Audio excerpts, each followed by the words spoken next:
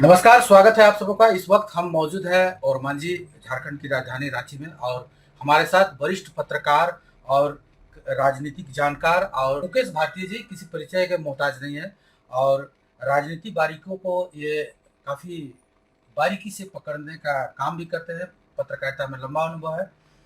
एक मुद्दा जो इन दिनों झारखंड में गूंज रहा है कि कुर्मी समुदायों को एसटी का दर्जा दिलाने की मांग।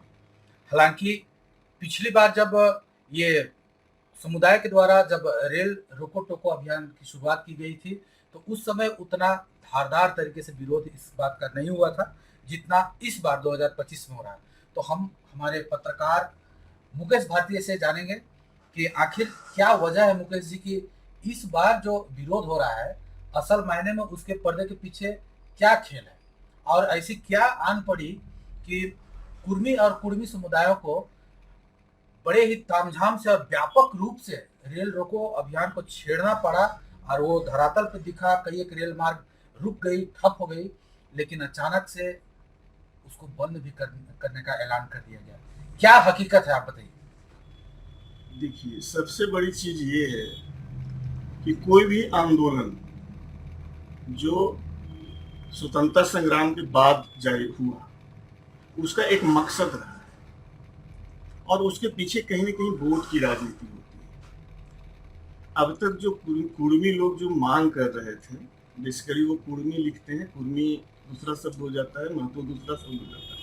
इन लोगों की पुरातन काल से एक मांग रही है, खासकर 50 के दशक के दौरान से, कि हम एसटी थे और हमको एसटी मिला है। ये मुद्दा पहले से भी गर्म रहा है, इंटरनल रहा है।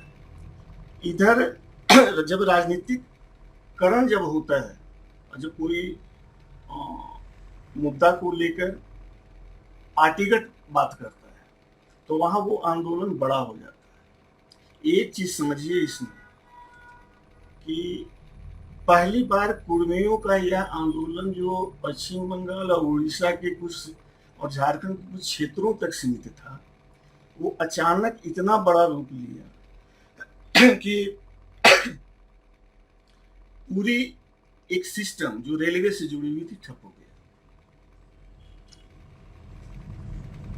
और ये लगा, उसमें कुछ पॉलिटिकल पार्टी भी इन्वॉल्व हुए, कुछ लोग साइलेंट हो गए, खासकर आशु जेकेएलएम, ये खुलकर लोग आए, जेल के हाँ जी, लेकिन और भी खुलकर आई। और ये पूरा एक तरह से लगा कि ये आंदोलन करो या मरो चरम की स्थिति में पहुंच गया है।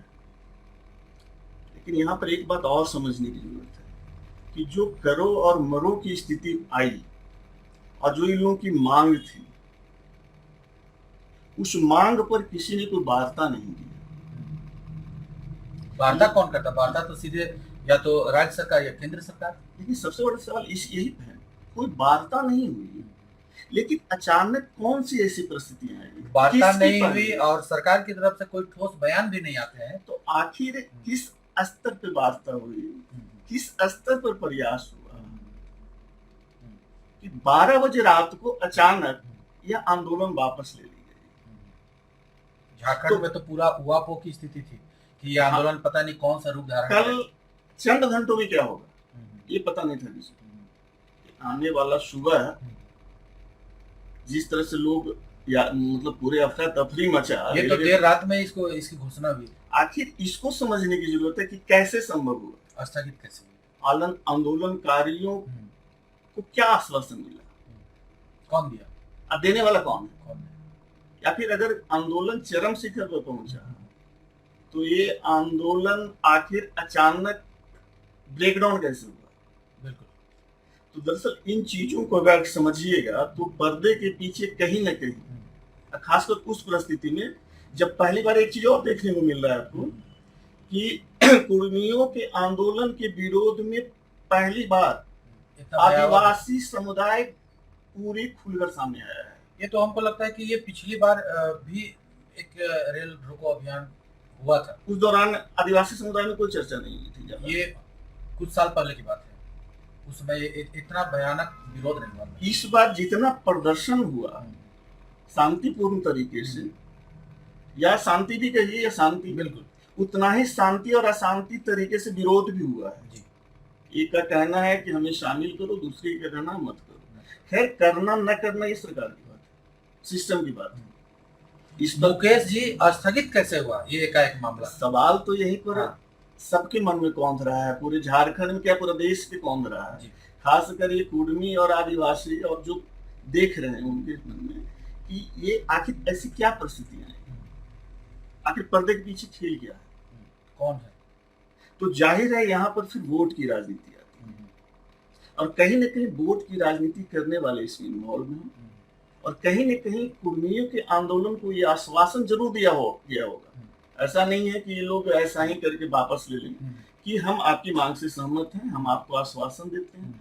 और कुछ पार्टियां हैं जो अभी उनको लग रहा है कि हम सत्ता में कब आएंगे नहीं आएंगे, तो पूरी प्रयास करेंगे कि इन चीजों को समर्थन देकर हम अपना पुराना जन समर्थन वापस पाए, सरकार में आए।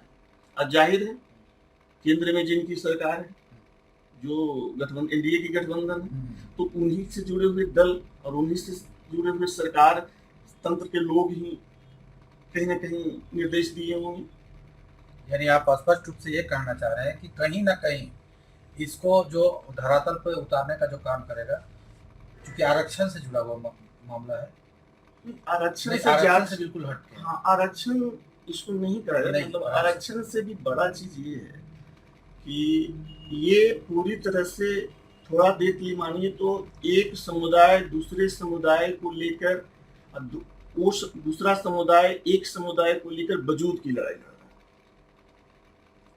ये कुर्मी समुदाय को लगता है कि हमें भी वो सुविधाएं मिलनी चाहिए, क्योंकि हम भी पहाड़ी क्षेत्र में आते हैं, हम भी वही जीवन जी रहे हैं जो सुख वो सारी बातें स्पष्ट है, क्योंकि इससे पहले भी एसटी का दर्जा मिला है कईयों को, जैसे भोक्ता को, खेरवार को, और फिर पुरान को। रौतिया समाज लंबे समय से इससे संघर्ष करता रहा है, लेकिन कुर्मी समुदाय एक बात लेकिन तय है ना कि भारतीय संविधान के तहत संचालित लोकतंत्र में किसी भी समुदाय को, किसी भी समाज को अपनी मांग रखने का अधिकार है। हर समुदाय को, और पूरे देश में हो रहा है वो। आप देखिए जाट, तो ये भी हम जिक्र कर रहे थे अभी कि आरक्षण का एक शब्द हम बातचीत के दौरान निकला, तो कहीं ना कहीं आदिवासी जो समूह है यहाँ के झारखंड के, उनको ये लगता होगा कि उनका जो आरक्षण में जो एक जो तय मापदंड जो है, सीमाएं हैं, वो कहीं ना कहीं कटता हुआ नजर आ रहा है। कहीं स्वाभाविक है, उनको खतरा है, क्योंकि अब तक जो सुविधाओं का लाभ हमें मिलता रहा है, और उन सुविधाओं से एक बड़ा समुदाय वंचित है, जो कह रहा है कि हम भी उसी कैटेगरी में आना चाहते हैं, तो जाहिर है कि उन्हीं का हक कटेगा। अब कितना जायज है, कितना नाजायज है, इस पर तो बहस नहीं किया जा सकता, ये तो तनाव का विषय है। लेकिन एक समुदाय मांग कर रहा है, एक समुदाय विरोध कर रहा है, और फिर हम लोग थोड़ा देर के लिए वहां पर आ जाए कि यह आंदोलन इस बार पीक मोड में था, जिसमें हम लोग ब्रेक लग जाता है। समझ में नहीं आ रहा। आज भी एक सवाल है, चाहे हम पत्रकार हों या कोई सोशल वर्कर हों या कोई भी, इस सवाल का जवाब हमको लगता है झारखंड में किसी के पास नहीं है कि आखिर ऐसी कौन सी परिस्थितियां आएगी, क्या ऐसा आश्वासन मिला, या क्या कहते हैं, आगे एक रास्ता दिखाई दिया, रोशनी दिखाई दिया, जो कि उनको अपना आंदोलन को ब्रेक करना पड़ा। हाँ, अचानक रात को। जबकि ये चीज और अब देखिएगा कि रात को आंदोलन बंद हो गई थी, लेकिन बहुत से कुर्मियों के ही संगठन के लोग को जानकारी नहीं थी, और ट्रेन पटरी पर कल सुबह 10 बजे तक भी मिले, क्योंकि जाहिर है इसका गाइडलाइन कहीं से सीमित लोगों को मिला। दूसरी चीज ये भी है इसमें, इस पूरे आंदोलन की अगर बात की जाए तो कुछ आलाधिकारियों से बातचीत हुई तो उससे पता चला कि किसी की अरेस्टिंग नहीं हुई थी तब तक। एक चीज और उसको डिटेन का नाम दिया गया कि हम डिटेन कर रहे हैं, लेकिन अरेस्टिंग किसी की नहीं हुई थी। नहीं, इस आंदोलन में एक चीज मानिएगा तो ये तो राज्य सरकार का ये सीमा के अंतर्गत है कि डिटेन करना या गिरफ्तारी करना। यदि आपके राज्य में अगर इस तरह का बड़ा आंदोलन हो रहा है जिससे कि कहीं कोई दिक्कत हो रहा है तो देखिए, डिटेन ये करने का भी नाम एक दे देना। सबसे बड़ा एक सच है कि इस आंदोलन को रोकने की कहीं कोई प्रयास नहीं किया गया है और कोई करेगा भी नहीं, क्योंकि हम शुरू में ही बताया कि कोई भी आंदोलन जो आजादी के बाद शुरू हुई है, चाहे वो जेपी आंदोलन के बाद, खासकर चाहे वो जेपी आंदोलन ही क्यों न रहे, आज भी जो उनके ऊपर जो नेता लोग हैं, अच्छे नेता लोग हैं, कोई भी आंदोलन सिस्टम के लिए नहीं किया गया है। अन्ना हजारे का भी आंदोलन सिस्टम के लिए नहीं हुआ, अगर होता तो आज भी होती। कहीं ना कहीं वोट जुड़ा हुआ रहा है, और जो अभी की परिस्थिति में, चाहे स्टेट सरकार हो, झारखंड की सरकार हो या केंद्र सरकार, आंदोलनकारियों से उलझने की कोशिश किसी ने नहीं की है। जाहिर है उनको खतरा है कि हम उलझेंगे तो हमारा नुकसान होगा।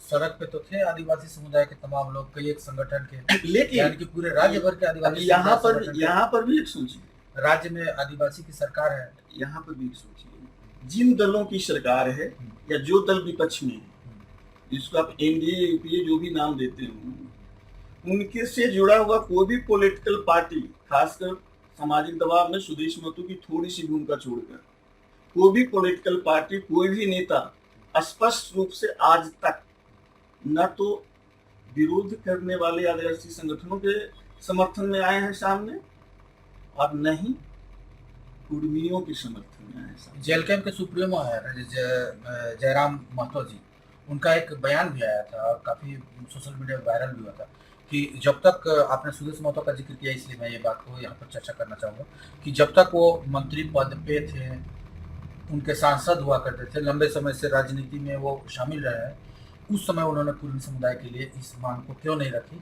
और आज वो इस आंदोलन में उतर रहे हैं, उनकी क्या मजबूरी है, नहीं है, ये तमाम चर्चाएं भी हो रही है। तो कहीं न कहीं तो सुदेश महतो जी के प्रति जो उनके समुदाय के लोग आरोप लगा रहे हैं, ये तो सच्चाई है। अगर वो, ये तो तय है कि आशु का एक आधार रहा है कुर्मी समुदाय, और आज अगर वही कुर्मी समुदाय अगर जयराम महतो जी जैसे लोग उनके पीछे खड़ा है, तो कहीं ना कहीं तो साफ है कि उन्होंने अपनी भूमिका सही से नहीं निर्वाह किया। और एक चीज तो तय है कि आज की तारीख में आशु को न मानकर जयराम जी की पार्टी को मानना चाहिए, क्योंकि जो भी युवा वर्ग यहाँ दिख रहा है, जो सब जयराम के साथ में है, आशु हाशिए पर खड़ी है। अब आशु का प्रयास है कि इस आंदोलन के जरिए हम कितना अपनी बिखरे हुए चीजों को समझें। अब ये तो पार्टी की पॉलिसी होती है, हम लोग तो राजनीति पर टिप्पणी ज्यादा। अगर इस पे अगर आप देखें बैकग्राउंड में, फ्लैशबैक में, कि अगर कहीं ना कहीं ये आंदोलन का रुकना, इनका एकाएक आंदोलन का रुकना, और दूसरी चीज की आदिवासी समुदाय का इतना उग्र विरोध, तो किस ओर इस बात का इंगित करता है? क्या उनको एसटी का दर्जा निश्चित तौर पर मिलने जा रहा है और इस बात का आभास आदिवासी समुदाय को हो चुका है, इसीलिए विरोध हो रहा है? और अगर ऐसा है तो फिर ये तो झारखंड में एक बड़ी राजनीतिक खेल की ओर इशारा कर। देखिए, एक चीज मैंने कहा था बीच में कि दरअसल ये वजूद की लड़ाई है। एक समाज अपनी वजूद को कायम रखना चाहता है, दूसरा समुदाय कहता है कि कभी हम उस वजूद में थे, हमें हटाया गया, हमको वो वजूद चाहिए। तो जब वजूद की लड़ाई होती है तो उसमें बहुत संयम की जरूरत होती है, राजनीतिक तौर पर, प्रशासनिक तौर पर, क्योंकि वजूद की लड़ाई का मतलब होता है एक सीधा टकराव। कभी बिहार में देखने को मिला होगा तो एक सीधा टकराव की नौबत है अभी। और एक चीज तो तय है कि ये मामला पॉलिटिकल राजनीतिक दलों के लिए उतना आसान नहीं है जितना ये लोग समझ रहे हैं। आने वाले दिनों में अगर इसका सही कोई निराकरण नहीं निकाला, और निराकरण निकालेंगे भी लोग तो अपने राजनीति के तहत निकालेंगे, तो एक टकराव की तो संभावना है। अब वो टकराव का रूप इतना क्या होगा ये कल्पना से परे है। और इतना तो दिख रहा है कि कल तक जो दो समुदाय के लोग के जुगत एक साथ बैठते थे, आज के दिन में दोनों के बीच एक लकीर खींची है और एक दूसरे को शंका की भावना से देख रहे हैं और ये महसूस करके देखते हैं कि संभव है, पूरी आशंका है कि इनसे हमारी लड़ाई है। तय है, मुकेश भारतीय हैं, वरिष्ठ पत्रकार हैं, राजनीतिक के बारीकी काफ़ी जानकार हैं और इन्होंने जिस तरह से चीज़ों को रखा, इनका स्पष्ट कहना है कि आने वाले समय में किसके इशारे पर ये आंदोलन रुका, यह कब पाना ये स्पष्ट रूप से नहीं कर रहे हैं, लेकिन कहीं ना कहीं केंद्र की ओर इनका इशारा है। और दूसरी चीज़ कि कुर्मी समुदाय और आदिवासी समुदाय के बीच में जिस तरह से एसटी में दर्जा होने का मामला को लेकर कुर्मियों का जो आंदोलन शुरू हुआ है, उसमें कहीं ना कहीं झारखंड में एक बड़ी राजनीतिक खेल मानी जा सकती है और इसमें कहीं ना कहीं आने वाले समय में एक बड़ी टकराहट की ओर ये इशारा करता है। फिलहाल इतना ही, बने रहे हमारे साथ। नमस्कार।